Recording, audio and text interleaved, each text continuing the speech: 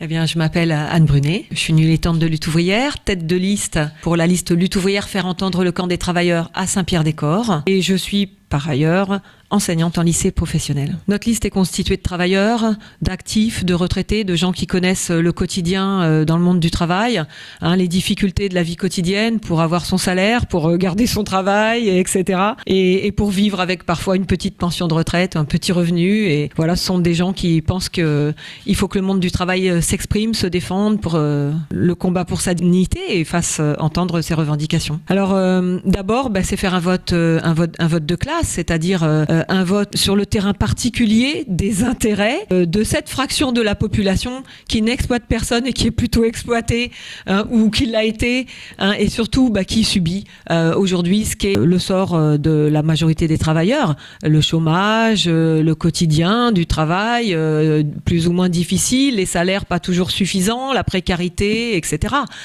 Et quand on est un travailleur aujourd'hui dans la société, on a des revendications et on a des problèmes qui ne sont pas ceux d'autres catégories de la population qui ont peut-être beaucoup plus de moyens pour se faire entendre, mais ceux qui sont essentiels dans la société, c'est bien ceux qui la font tourner. Et je pense que le monde du travail, il a une force énorme que beaucoup de travailleurs sous-estiment. Je parle de notre force collective. Nous, on veut que cette force collective, elle puisse être entendue à travers les élections. Aujourd'hui, évidemment, dans un monde où la misère, les difficultés, etc., sont très présentes dans les quartiers populaires, dans les quartiers pauvres, des quartiers qui se sont paupérisés, mais à cause de qui? Qui a licencié? Qui a créé, développé depuis les années 80 d'ailleurs, le travail précaire dans cette société, les salaires de misère, etc. Oui, il y a de l'insécurité, il y a des problèmes, il y a des comportements qui conviennent pas, qui sont individualistes, etc. Mais comment combattre ça? Sûrement pas en mettant plus de policiers ou de caméras. Pour nous, pour combattre ça, il faut combattre ce système et il faut combattre les inégalités sociales dans ce système. Bon, la métropole, c'est quoi? Quelque chose qui englobe toutes les municipalités pour l'instant, de l'agglomération ou pour l'essentiel et qui a surtout plus de moyens. Le problème, il reste le même à l'échelle de la métropole comme à l'échelle des communes et peut-être que la métropole, elle enlève un peu de moyens aussi certaines communes puisque l'argent est déplacé à ce niveau-là, bien sûr. Mais le problème, il reste toujours le même pour le monde du travail. C'est-à-dire que nous, on pense que on a la force. On met pas tellement de frontières. Nous, on est plutôt contre les frontières en général, que ce soit les frontières communales ou les frontières métropolitaines. La culture, ça commence par les petits, l'accès au lire, écrire, compter, les approches autres également. Mais ça passe par là et donc c'est des moyens qu'il faut donner. La culture, c'est comme le reste, c'est pas gratuit. Alors ça pourrait être gratuit pour la population pour y accéder, mais évidemment, ça a un coût. C'est ce que je veux dire. Et ce coût-là, sur qui il doit porter? C'est comme toutes les questions qu'on peut poser. Le transport, la culture, tout ça. Sur qui ça pèse? Est-ce qu'il faut que ce soit les travailleurs eux-mêmes qui se transportent et qui payent pour aller au spectacle, pour avoir accès à des choses de qualité, etc. Dans un monde où déjà le salaire il permet pas toujours de pouvoir manger correctement à la fin du mois. C'est quoi la logique? Il faut surtout se battre pour pouvoir d'une part avoir des salaires meilleurs, avoir un emploi, etc. Et puis effectivement permettre un accès à la culture comme un accès aux capacités de se déplacer, au transport, etc.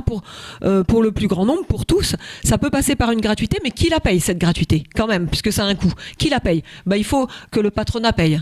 Parce que là, il y a des moyens, là, il y a de l'argent. Il y a beaucoup de choses qui peuvent dépasser les compétences du maire, mais pour lesquelles les maires ou les élus municipaux peuvent prendre position et prendre des positions politiques, même si c'est pas à leur portée de changer les choses.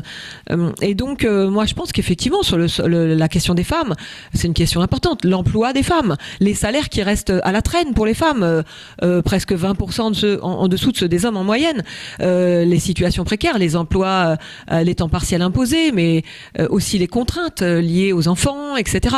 Ça, dans ce monde-là, c'est un combat à mener. Les femmes, elles l'ont mené depuis plus d'un siècle que ce combat-là, mais on est toujours très en retard dans le sens de l'égalité. Mais moi, je crois, fondamentalement, que les femmes, elles ne gagneront définitivement ce combat-là qu'avec les hommes dans un combat commun contre ce système. La solidarité, elle doit continuer, et surtout dans un monde où il y a beaucoup d'idées qui tendent à diviser les gens, diviser les travailleurs, les opposer les uns aux autres en fonction de leurs origines ou de leur religion. Il faut combattre ça, parce que la force des travailleurs, c'est d'être ensemble pour défendre leurs intérêts communs en tant que travailleurs, et non pas liés à ce que sont leurs particularités personnelles. On a d'abord des intérêts de travailleurs avant d'avoir des intérêts suivant notre religion ou notre origine. Et on peut se battre ensemble là-dessus pour améliorer notre sort. Et c'est vrai que s'il se fait déjà des choses à Saint-Pierre-des-Corps dans ce domaine-là, il faut que ça continue. Mais je crois qu'il y a bien des combats à mener, parce que malgré tout, on régresse avec le poids des idéologies qui se font le plus entendre dans la société aujourd'hui, et qui entraînent de la xénophobie, du rejet des autres, de l'individualisme. Il y a des combats à mener pour l'avenir qui sont importants dans ce domaine. D'abord, moi, je voudrais simplement dire pourquoi voter pour des élus, pour avoir des élus lutte ouvrière. Eh bien, pour faire entendre une voix qu'on n'entendrait pas autrement. La voix de ceux qui se taisent bien souvent, ou qui ont du mal à se faire entendre. Pourquoi ? Parce qu'ils n'ont pas les moyens financiers, parce que souvent ils sont écrasés par le boulot, par les contraintes du quotidien, etc.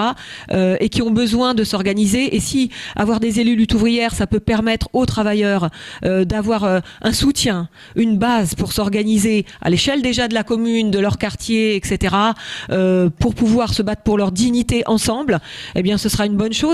Et c'est pour ça qu'il faut voter pour Lutte ouvrière, pour qu'on puisse lutter ensemble et faire entendre nos intérêts de classe. Site internet, c'est lutteouvrière.org.